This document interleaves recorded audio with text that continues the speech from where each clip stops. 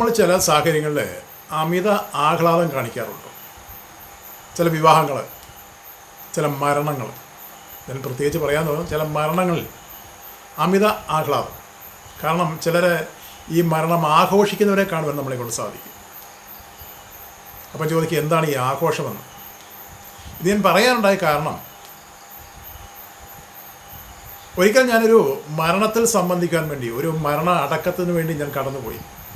അവിടെ കണ്ട ചില കാര്യങ്ങളാണ് ഞാനിവിടെ വിവരിക്കാൻ പോകുന്നത്. നമ്മൾ എന്ത് കാര്യങ്ങളില്ലെന്ന് പറഞ്ഞാലും ഇല്ലായ്മയിൽ നിന്നുണ്ടാക്കി കടമുണ്ടാക്കിയിട്ട് ചില ആഘോഷങ്ങൾ നടത്തുവാറുണ്ട്. ആ ആഘോഷം കഴിഞ്ഞു കഴിയുമ്പോൾ ഈ കടം വീട്ടുവാൻ വേണ്ടി വളരെ നന്നേ ബുദ്ധിമുട്ടുന്ന സാഹചര്യമാണ്. പക്ഷേ മറ്റുള്ളവരുടെ മുന്നിൽ ആഘോഷം, മറ്റുള്ള മുന്നിൽ പൊങ്ങച്ചം കാണിക്കുക, തൻ്റെ ഇല്ലായ്മയല്ല അവിടെ, പിന്നെയോ തനിക്കെല്ലാം ഉണ്ടെന്നുള്ളതായ ഒരു മനോഭാവം മറ്റുള്ളവരുടെ മുന്നിൽ കാണുവാൻ തക്കവണ്ണം ഇന്ന് പലരും ആഗ്രഹിക്കുന്നുണ്ട്. അതാണ് ഞാൻ പറഞ്ഞത്, മരണം ഇന്ന് ആഘോഷമാക്കിയിരിക്കുന്നവരെ കുറിച്ച് നമുക്ക് കാണുവാൻ സാധിക്കും. ഞാൻ പോയ ആ വീട്ടിൽ കണ്ട ഒരു കാര്യമാണിത്. വലിയ നിവൃത്തിയൊന്നുമില്ലാത്തൊരു ഭവനമാണ്. എങ്കിലും അവിടെ കണ്ട ഒരു കാര്യം, ഒരമ്മച്ചി മരിച്ചു. ആ അമ്മച്ചിയുടെ അടക്കത്തിന് വേണ്ടിയിട്ട് അവിടെ അതിൻ്റേതായ കാര്യങ്ങളൊക്കെയും അവിടെ പ്രാർത്ഥനകളും അവിടെ നല്ല ഉപദേശങ്ങളും നല്ല പ്രസംഗങ്ങളും ഒക്കെ കേട്ടുകൊണ്ടിരിക്കുകയാണ്. എന്നാൽ ഞാൻ കണ്ടത് 3 സെക്യൂരിറ്റിമാരെ കണ്ടു. ഇപ്പോൾ മിക്കവാറും ഒരു 99% വീട്ടിലും ഇപ്പോൾ സെക്യൂരിറ്റി ഒരു ഫാഷനായിട്ട് മാറിയേക്കുക. അതിൻ്റെയൊന്നും ആവശ്യമൊന്നുമില്ല. കാരണം ഇതിനാ വാഹനങ്ങൾ നിയന്ത്രിക്കാൻ വേണ്ടി ചിലപ്പം 10-15 വാഹനങ്ങളായിരിക്കും. അത് കൊണ്ടുവരുന്നവർ അവരെ നിയന്ത്രിച്ച് അവരെ അത് വേണ്ടുന്ന രീതിയിൽ കൂടെ അത് എവിടെയെങ്കിലും കൊണ്ട് അത് പാർക്ക് ചെയ്യുന്ന കാര്യങ്ങൾ വരുന്നവർക്കറിയാം. എന്നാൽ ഈ വീട്ടുകാർ പൊങ്ങച്ചം കാണിക്കുക. കാരണം 3 സെക്യൂരിറ്റികളെ വിളിച്ച് നിർത്തിയാൽ ഒരു സെക്യൂരിറ്റി ഇങ്ങേ തലയ്ക്കൽ, റോഡിൻ്റെ ഇങ്ങേ തലയ്ക്കൽ, ഒരു സെക്യൂരിറ്റി റോഡിൻ്റെ അങ്ങേ തലയ്ക്കൽ, ഒരു സെക്യൂരിറ്റി വീടിൻ്റെ പടിക്കൽ. നോക്കണമേ, ആഘോഷം എത്ര തിമിർപ്പോടാണ് ചെയ്യുന്നത്.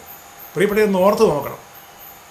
ഒരു നേരത്തിന് ആഹാരത്തിന് വകയില്ലാതെ എങ്ങനെ മുന്നോട്ട് പോകുന്നുള്ളതായി ചിന്തയാൽ ഭാരപ്പെടുന്ന വീടുകളിലാണ് ഇങ്ങനെയുള്ളതായ ആഘോഷങ്ങൾ നടത്തുന്നത്. എന്നാൽ ഒന്ന് ചിന്തിക്കുക, പണമുള്ളവൻ അവൻ്റേതായ പണത്തിൻ്റെ ആ ഹുങ്ക് കാണിക്കും. അതിനനുസരിച്ച് ഇല്ലാത്തവൻ ചെയ്യാൻ പോയി കഴിഞ്ഞാൽ എന്തു ചെയ്യും? ആഘോഷമാണ്.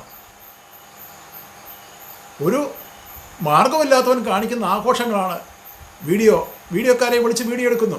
ലക്ഷങ്ങളാണ് ഇന്നൊരു വീഡിയോ എടുത്ത് വേണമെങ്കിൽ ലക്ഷങ്ങൾ മുടക്കിയെങ്കിൽ ഒരു വീഡിയോ അത് നമുക്ക് കാണുവാൻ സാധിക്കുള്ളൂ. അപ്പോൾ 2-3 വീഡിയോക്കാരെ വിളിച്ചിട്ട് അതിൻ്റെ വീഡിയോ എടുക്കുക. ഞാൻ ചോദിക്കട്ടെ, ഈ വീഡിയോ എടുക്കുന്നത് ആ ആ അടക്കം കഴിഞ്ഞ 3-4 ദിവസം കഴിയുമ്പോൾ ഈ വീഡിയോ എടുത്തതിൻ്റെ ഫിലിം അല്ലെ അതിൻ്റേതായ ക്യാമറയിൽ അത് പതിഞ്ഞു തന്ന അതിൻ്റെ ഭാഗങ്ങൾ നമുക്കത് കാണുവാൻ കിട്ടും. ഈ ഒരു നേരം കാണുന്നല്ലാതെ പിന്നെ അത് കാണുന്നുണ്ടോ? എത്ര ലക്ഷം രൂപ മുടക്കിയിരിക്കുന്നു. പിന്നെ വേറൊരു കാര്യം, മരിച്ചു കഴിഞ്ഞാൽ ഇപ്പം മോർച്ചറി വെക്കണം എന്നുള്ളതൊരു ആഘോഷം.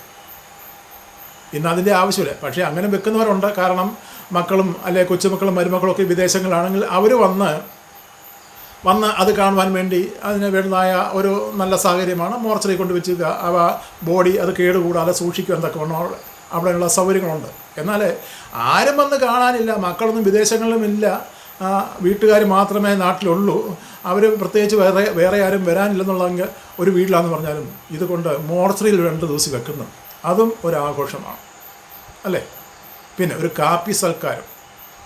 പഴയ കാലങ്ങളൊക്കെ ഒരു വീട്ടിലൊരു മരണം നടന്നു കഴിഞ്ഞാൽ ആ വീട്ടിലുള്ളവരൊക്കെയും അവിടെ ഒന്നിച്ച് കൂടിയിട്ട് അവിടെ അതൊരു ദുഃഖത്തിൻ്റെ ഒരു ദുഃഖത്തിൻ്റെ ഒരു രീതിയായിരുന്നു അവിടെ. കാരണം ദുഃഖാചരണം അങ്ങനെയാണ് അവിടെ സംഭവിച്ചുകൊണ്ടിരിക്കുന്നത്. പക്ഷേ ഇന്നതല്ല. ഇന്നൊരു മരണം നടക്കുന്ന ഒരു വീട്ടിൽ അവിടെ ദുഃഖത്തിൻ്റെ യാതൊരു പ്രതീതിയും കാണാനില്ല. ഒരു പ്രാതിനിധ്യവും ദുഃഖത്തിന് കൊടുക്കുന്നവർ ആഘോഷിക്കണം. മറ്റുള്ളവരുടെ മുന്നിൽ തങ്ങളുടെ പൊങ്കച്ചം എത്രയും കാണിക്കാമെന്നുള്ളതായ ഒരു ചിന്തയാണ് അവരുടെ മനസ്സിൽ. ഇന്ന് മരണത്തിൻ്റെ അല്ലെങ്കിൽ മരിച്ചു കിടക്കുന്ന ആളുടെ മുന്നിൽ ഇരിക്കുവാൻ വേണ്ടി യൂണിഫോം, അതായത് ഒരേ നിറത്തിലുള്ള വസ്ത്രങ്ങൾ ധരിച്ചിരിക്കുന്ന മക്കളെയും മരുമക്കളെയും ഒക്കെയും കാണുവാൻ നമ്മളെ കൊണ്ട് സാധിക്കും. ഒരു ഫാഷൻ പരേഡാണ് അവിടെ നടക്കുന്നത്. ഞാൻ പറഞ്ഞത് എൻ്റെ മനസ്സിൽ വന്ന കാര്യങ്ങളാണ്. ഇതിനോടെല്ലാവരും യോജിക്കണമെന്നില്ല. എന്നാൽ യോജിക്കുന്നവരും കാണും. എന്നാൽ ഒരു കാര്യം നമ്മൾ ചിന്തിക്കണം, മരണം ആഘോഷിക്കുകയുള്ളതല്ല. നമ്മൾ കൂടെ ഇരുന്ന ഒരാൾ, അത് അപ്പച്ചനായിക്കോട്ടെ അമ്മച്ചി ആയിക്കോട്ടെ അല്ലെ ആരെങ്കിലും ആയിക്കോട്ടെ, അവർ ഈ ഭൂമിയിലെ ജീവിതം അവസാനിപ്പിച്ച് അവർ പോകുമ്പോൾ അവരെ ദുഃഖഭാരത്തോടെ നമ്മൾ യാത്ര അയക്കണം. ഇന്ന് പറയുന്നുണ്ട്, ഇന്ന് പാടുന്നുണ്ട്, ചില ക്രിസ്തീയ കുടുംബങ്ങളെക്കുറിച്ചാണ് ഞാൻ കൂടുതൽ പറഞ്ഞത്. കാരണം ഇന്ന് ക്രിസ്തീയ കുടുംബങ്ങളിലാണ് ഇങ്ങനെയുള്ളതായ ഈ പൊങ്ങച്ചങ്ങളും ഈ ഫാഷൻ പരേഡും ഒക്കെ ഇന്ന് കാണുന്നത്. എന്നാൽ ഒന്ന് ഓർത്ത് നോക്കി, ആ ഒരു കാര്യത്തിൽ ഇവിടുത്തെ ഹിന്ദു സഹോദരന്മാരും ഇവിടുത്തെ മുസ്ലിം സഹോദരന്മാരും ഒക്കെയും വളരെ നല്ല രീതിയാണ് അവർ പുലർത്തുന്നത്. കാരണം അവർ മരിച്ചു കഴിഞ്ഞാൽ അവർക്കുള്ളതായി ഇങ്ങനെയുള്ള ഫാഷൻ പരേഡുകളോ അങ്ങനെയുള്ള കാര്യങ്ങളൊന്നും അവർ നടത്തുന്നില്ല. അവരെ ആ പഴയ ആചാരം ഇന്നും അവർ തുടർന്നു കൊണ്ടുപോകുന്നു.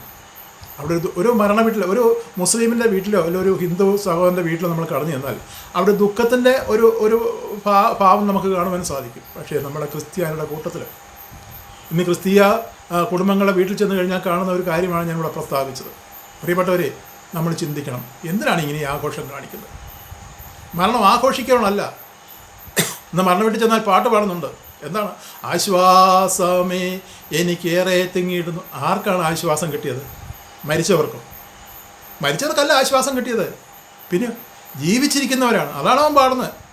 അവർ പാടുന്നത് അതാണ്. കാരണം ഇത്രയും നാളും ലോകത്തിൽ ജീവിച്ച് ഈ ലോകത്തിൽ നിന്ന് മാറ്റപ്പെട്ടു പോയി ഇനി ഒരിക്കൽ പോലും വരത്തില്ലെന്നുള്ള സന്തോഷമാണ് അത്. ആശ്വാസം ആർക്കാണ് ആശ്വാസം? ജീവിച്ചിരിക്കുന്നവർക്ക്. കാരണം അവൻ പോയല്ലോ, ഒരുത്തൻ പോയല്ലോ, അതുകൊണ്ട് എനിക്ക് വളരെ ആശ്വാസമാണല്ലോ എന്ന് ചിന്തിക്കുന്നവരാണ്. ആശ്വാസമേ എനിക്കേറെ തിങ്ങിടുന്ന വിശ്വാസത്ത. നോക്കിയേ, ആശ്വാസമേ എനിക്കങ്ങ് തിങ്ങുകയാണ്, എൻ്റെ ഹൃദയത്തിലങ്ങ് തിങ്ങുകയാണ്. എന്താണ്? ഈ ഒരാൾ പോയല്ലോ, ഈ ലോകത്തിൽ നിന്ന് മാറ്റപ്പെട്ടു പോയല്ലോ, അതുകൊണ്ട് എന്തോ ഒരു സന്തോഷമാണ്, എന്തോ ഒരു ആശ്വാസമാണ് എനിക്കുള്ളത്. ഇത്രയും നാൾ എനിക്ക് ആശ്വാസം, ഈ മനുഷ്യനെക്കുറിച്ച് അല്ലെങ്കിൽ ഈ മനുഷ്യരെക്കുറിച്ച് എനിക്ക് ആശ്വാസമില്ലായിരുന്നു. ഇപ്പോൾ എനിക്ക് വളരെ ആശ്വാസമാണ്. ഒന്ന് ചിന്തിക്കണം പ്രിയപ്പെട്ടവർ, നമ്മൾ മരണം ആഘോഷിക്കുവാണല്ല. നമ്മൾ ഇന്നൊരാൾ വേർപെട്ടു പോകുമ്പോൾ അതിൻ്റെ ദുഃഖഭാരം നമ്മുടെ ഹൃദയത്തിലുണ്ട്. ഒരിക്കലും ഒരു അമ്മച്ചി ഇങ്ങനെ പറഞ്ഞു, അമ്മച്ചിയുടെ അപ്പച്ചന് അല്ലെ അമ്മച്ചിയുടെ ഭർത്താവ് അപ്പച്ചൻ മരിച്ചു. മക്കൾ 3-4 പേരുണ്ട്, ആൺമക്കളുണ്ട്. വീട്ടിൽ വലിയ സൗകര്യങ്ങളൊന്നുമില്ല, എങ്കിലും ഒരു പരുവത്തിലൊക്കെ കഴിഞ്ഞു പോകുന്ന. പക്ഷേ അപ്പച്ചൻ മരിച്ചു കഴിഞ്ഞപ്പോഴേ ഈ അപ്പച്ചൻ്റെ ബോഡിയൊക്കെ അടക്കി കഴിഞ്ഞ് അമ്മച്ചിയുടെ ആ മനസ്സിലെ പ്രയാസം മാറുന്നില്ല. ചില ദിവസങ്ങളോളം അമ്മച്ചിയുടെ പ്രയാസം ഇങ്ങനെ തുടർന്നുകൊണ്ടിരുന്നു. ഒടുവിൽ പലരും ചോദിച്ചു, അമ്മച്ചി എന്താണ് ഇങ്ങനെ ഇത്ര പ്രയാസം? അപ്പച്ചൻ പ്രായമായില്ലയോ? ഇനിയും പോട്ടെ, ഈ ലോകത്തിൽ കിടന്ന് കഷ്ടപ്പെടണോ? ഒക്കെ ഇങ്ങനെ കാര്യങ്ങൾ ചോദിച്ചപ്പോൾ അമ്മച്ചി പറഞ്ഞ കാര്യം ഇതാണ്: അപ്പച്ചൻ പോട്ടെ മക്കളെ, എനിക്കതിൻ്റെ പ്രയാസമില്ല, എന്നാലും ഞാനും മരിച്ചേ ഉള്ളൂ. പക്ഷേ എനിക്കൊരു പ്രയാസമുള്ളത്, അപ്പച്ചൻ മരിച്ചതിൻ്റെ പേരിൽ എനിക്കുള്ള പ്രയാസം എന്ന് പറഞ്ഞാൽ അത് പ്രയാസമല്ല എനിക്ക്. എന്നാൽ അപ്പച്ചൻ പോയി, ഞാനും പോകും ഒരു സമയത്ത്. എന്നാൽ എന്നെ ഇപ്പോൾ അലട്ടുന്ന അല്ലെ ഞാൻ വേദനിക്കുന്ന പ്രശ്നം എന്ന് പറഞ്ഞാൽ, എൻ്റെ പൊന്നു മക്കളെ, എൻ്റെ കഴുത്തിൽ ആകെപ്പാടെ 2 പവൻ്റെ ഒരു മാല മാത്രമേ ഉള്ളായിരുന്നു. എൻ്റെ മക്കൾ അതെൻ്റെ കഴുത്തിൽ നിന്ന് പറിച്ചെടുത്താണ് അവർ കൊണ്ടുപോയി വിറ്റിട്ട് അവരതിൻ്റെ കാശ് വാങ്ങിച്ചാണ് ഈ ആർഭാടവും ഈ അലങ്കാരങ്ങളും ഈ മോഡിഫിക്കേഷനും ഈ പൊങ്ങച്ചവും കാണിച്ചത്. നോക്കി അമ്മച്ചൻ്റെ വേദന എന്താണ്? അപ്പച്ചൻ പോലുള്ള വേദനയല്ല, പിന്നെ തനിക്ക് ആകെപ്പാടെ ഉണ്ടായിരുന്ന 2 പവനേ ഉള്ളായിരുന്നു. അത് മക്കൾ എന്തോ ഒരു അപ്പച്ചൻ്റെ മരണം ആഘോഷിക്കുകയായിരുന്നു. അവർ നാട്ടുകാരുടെ മുന്നിൽ പൊങ്ങച്ചം കാണിക്കുകയായിരുന്നു. പ്രിയപ്പെട്ടവർ, ഇങ്ങനെയുള്ള പൊങ്ങച്ചങ്ങളെല്ലാം നമുക്ക് ആവശ്യം. പിന്നെ നമ്മൾ സാധാരണ ജീവിതമാണ് നയിക്കേണ്ടത്. അതാണ് കർത്താവായ യേശു പറഞ്ഞത്. മത്തായിയുടെ സുവിശേഷത്തിൽ പറയുന്ന ഒരു കാര്യമുണ്ട്: നിങ്ങൾ പള്ളികളിൽ മുഖ്യ ആസ്തിനവും പിന്നെ അങ്ങാടിയിൽ വന്ദനവും. നോക്കണമേ, പള്ളിയിൽ ചെന്നാൽ അവിടെ മുഖ്യസ്ഥാനം വേണം, അങ്ങാടി ചെന്നാൽ അവിടെ വന്ദനം വേണം, 4 പേരുടെ മുന്നിൽ പ്രശസ്തി വേണം, 4 പേരുടെ മുന്നിൽ പ്രശസ്തി വേണം. ഇതൊക്കെയാണ് പലരും ആഗ്രഹിക്കുന്നത്. അതുകൊണ്ട് നമ്മൾ ചിന്തിക്കുക, ഇങ്ങനെയുള്ള കാര്യങ്ങൾ നമുക്ക് ആവശ്യമാണ്. ഇങ്ങനെ കാര്യങ്ങൾ നമുക്കിത് നമ്മളെക്കൊണ്ട് ഇത് ചെയ്യുവാൻ സാധിക്കുമോ? നമുക്കിത് ഉതകുന്നതാണോ? അങ്ങനെയുള്ള കാര്യത്തിൽ നോക്കി നമ്മൾ പിന്മാറിപ്പോകണം പ്രിയപ്പെട്ടവർ. ഈ നല്ല കാര്യങ്ങൾക്ക് കൂടെ നമുക്ക് മുന്നോട്ട് പോകാം.